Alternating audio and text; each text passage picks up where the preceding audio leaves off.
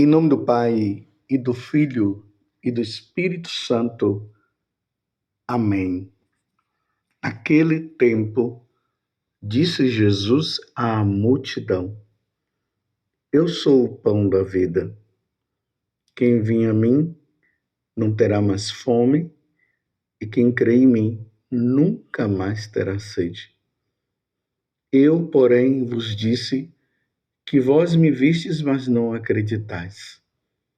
Todos os que o Pai me confia virão a mim.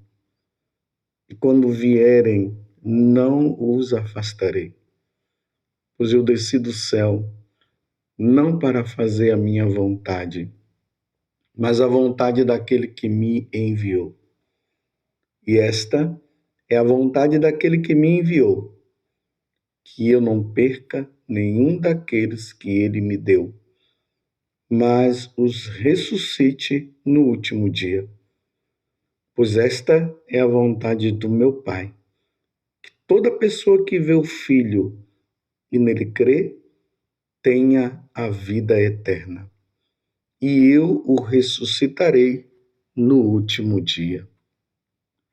Palavra da salvação, glória a vós, Senhor.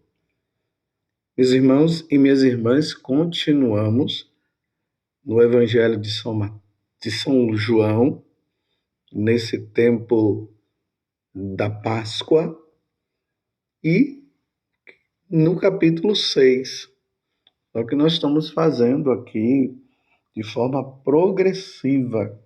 Começamos lá no versículo 1, agora nós estamos no versículo 35 até o 40, para que você possa depois acompanhar, meditar, porque é a leitura da missa de hoje.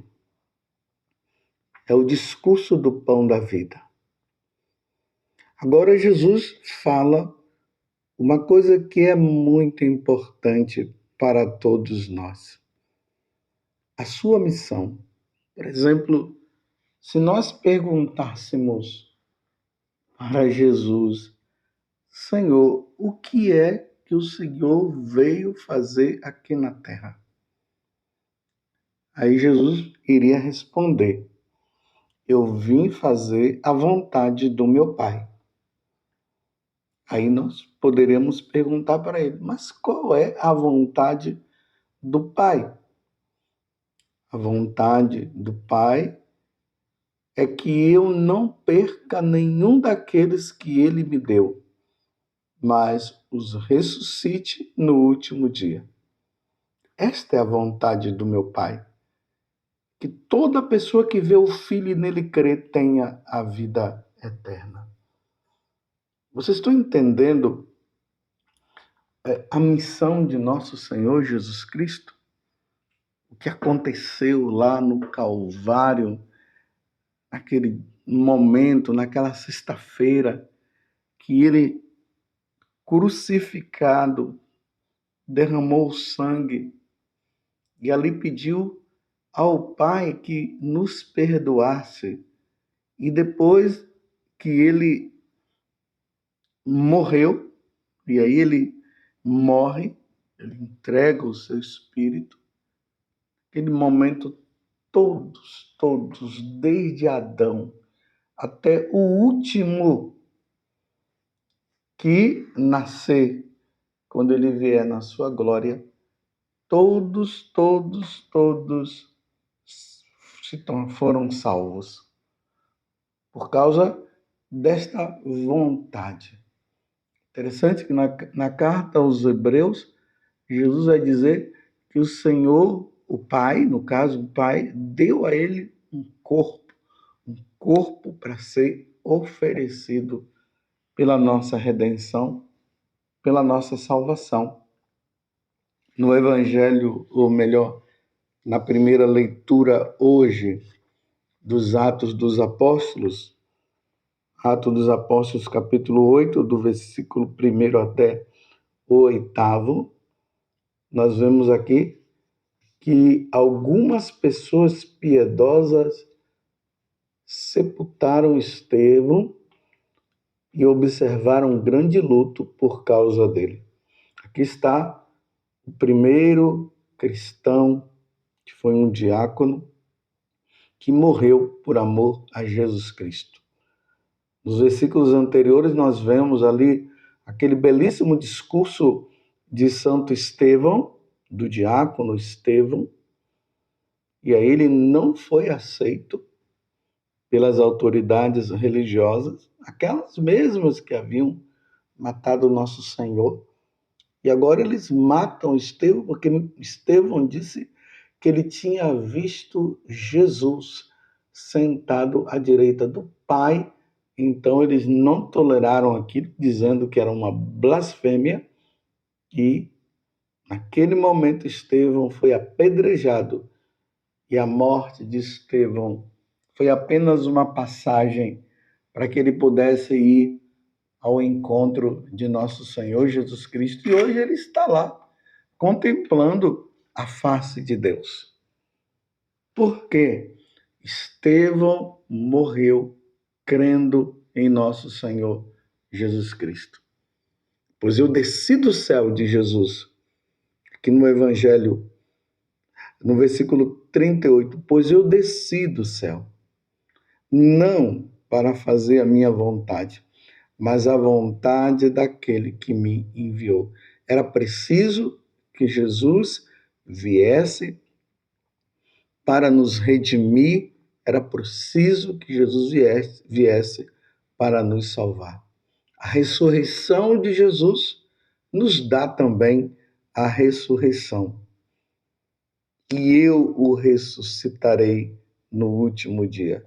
Pois todo aquele que crê no Filho tem a vida eterna. Todo aquele que crê no Filho tem a vida eterna. Mais uma vez eu trago para vocês a importância de nós entendermos a questão da Santíssima Trindade. Um único Deus em três pessoas. E a segunda pessoa da Santíssima Trindade foi enviada para que nós pudéssemos nos salvar. O que me alegra é saber que você que está me ouvindo, você crê em nosso Senhor. Mas pode ser que tenha alguém que não creia. É preciso crer. Se você ainda não crê, peça a Deus a graça de crer. E se você foi aquela pessoa que cria, mas por influência de amigos, da faculdade, da mídia, por alguma decepção, você acabou largando Jesus e não quer saber dele mais, é tempo de retornar. Porque nós não sabemos quanto tempo de vida nós temos. E nós precisamos entender isso, meus irmãos. Nós teremos que ir ao encontro de Deus. Falando isso aqui, eu me recordo uma vez que uma senhora idosa, viúva, ela veio ali para rever a vida dela, nós tivemos uma boa conversa e ela estava dizendo que ela estava tendo algumas situações lá com um homem. Claro, ela como viúva, ela poderia namorar. Só que ela estava indo no namoro além do que se pode acontecer dentro de um namoro. E eu expliquei para ela a condição que a senhora pode namorar sim, se preparar para casar, mas não pode se relacionar, porque o sexto mandamento fala que um homem, que todos nós não podemos pecar contra a castidade. Infelizmente, aquela mulher estava pecando contra a castidade. Eu expliquei, conversei, falei, disse para ela que nosso Senhor não quer isso, que nós precisamos amar a Deus, e uma das provas do nosso amor a Deus é sermos fiéis aos mandamentos. Ela entendeu. Depois eu perguntei, e a senhora vai namorar na santidade? Vai namorar de forma correta? Ela disse, não, eu vou continuar. Eu disse, mas a senhora entende que isso é pecado, isso ofende a Deus? Mas eu não vou parar. Meu Deus do céu, que tristeza no coração. Porque, na verdade, essa pessoa, ela estava negando os ensinamentos de nosso Senhor Jesus Cristo. Ela preferiu o pecado do que a graça de Deus, do que estar na graça. Era só namorar na graça. Porque tudo no seu momento certo. O momento agora não era para isso. O momento agora era para conhecer esse Senhor, era para aquele Senhor conhecê-la direito, para depois, quem sabe, eles casarem. Mas ela estava tão afeiçoada que ela não queria largar aquilo ali. Para ela, o mais importante era aquilo. Disse, você está trocando Deus por isso? E ela disse que ela ia continuar. Lamentável. Quando a pessoa ela não demonstra arrependimento dos seus pecados e quer permanecer no pecado. E muitas vezes acaba achando que nem pecar está. Ou melhor, muitas vezes acha que nem pecando está. Lamentável. Então, tudo isso que Jesus está falando, que a vontade do Pai é que nenhum dos seus se perca e ele o ressuscite no último dia, nós encontramos pessoas no mundo igual a essa situação, este exemplo que eu acabei de trazer para você. Não quer sair do pecado. Prefere o pecado. São Tiago, em sua carta, ele vai dizer o seguinte: ou nós ficamos com Deus e renunciamos ao mundo, e aqui o mundo na questão do pecado, ou viveremos no mundo, no pecado, e renunciaremos a Deus. Não dá para ficar com os dois. Tem muita gente achando que dá para viver as duas situações. Não dá. Uma vez que nós nos voltamos para Deus, nós rompemos com o pecado e não podemos conviver com ele. Você está entendendo? A missão de Jesus é justamente essa, é nos resgatar, é fazer com que todos nós nos voltemos para quem? Para Deus. Essa é a missão de Jesus.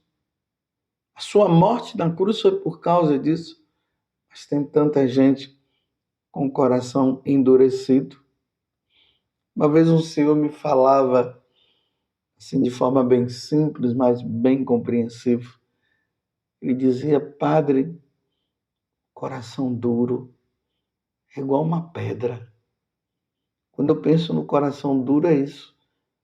Aquela pedra que nada consegue penetrar nela. É o que está acontecendo com muitas pessoas. Estão com o coração duro e não querem mudar. E aí a missão de Jesus, ela se frustra na vida daquelas pessoas. No Evangelho de São Lucas, se não me engano, ali no capítulo 11, Jesus fala justamente isso, que os fariseus frustraram a oportunidade que eles tiveram de se salvar, eles frustraram, porque eles não quiseram abrir o coração para nosso Senhor Jesus Cristo. Peçamos, meus irmãos, no dia de hoje, que essa missão grandiosa de nosso Senhor Jesus Cristo, que foi justamente ele vir à terra para nos salvar, porque era isso que o Pai queria, que não seja de frustração na nossa vida. Rezemos pela nossa perseverança. Eu sempre digo uma coisa, a questão maior não é tanto a conversão da pessoa, que é importante, claro, a pessoa precisa se converter, mas a questão é perseverar. E Jesus disse que aquele que perseverar até o fim, esse será salvo. Será salvo quem perseverar até o fim. Eu tenho perseverado até hoje, mas será que eu irei perseverar até o fim? Essa pergunta que eu coloco para mim é a mesma que você deve fazer para você. Então, peçamos a Deus a graça da perseverança.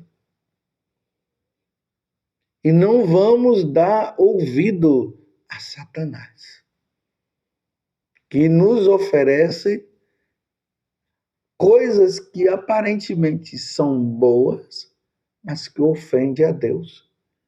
E que o resultado de tudo isso será a condenação eterna. A morte de Jesus da cruz não pode ser em vão nem para mim e nem para você.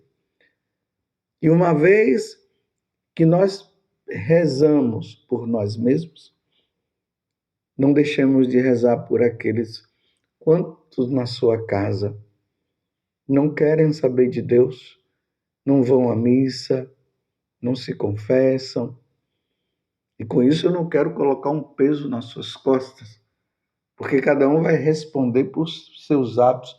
Porque tem gente aí que às vezes se encontra nessa situação de consciência diante de Deus porque o outro não quer se converter e a pessoa se culpa. Não é por aí. São pessoas adultas e cada uma vai responder diante de Deus por seus atos. Mas cabe a nós rezarmos e pedirmos para que realmente os que não querem saber de Deus possam voltar-se para Ele. E aqueles que querem hoje, que eles não entrem na malha fina do demônio e acabem dando as costas para Deus e se voltando para o mundo, para Satanás. Nós somos de Deus, nós pertencemos a Deus, nós cremos em nosso Senhor Jesus Cristo, nós cremos na ressurreição da carne, nós cremos na vida eterna, que o Senhor nos conceda a graça da fidelidade. E nos voltemos agora para Nossa Senhora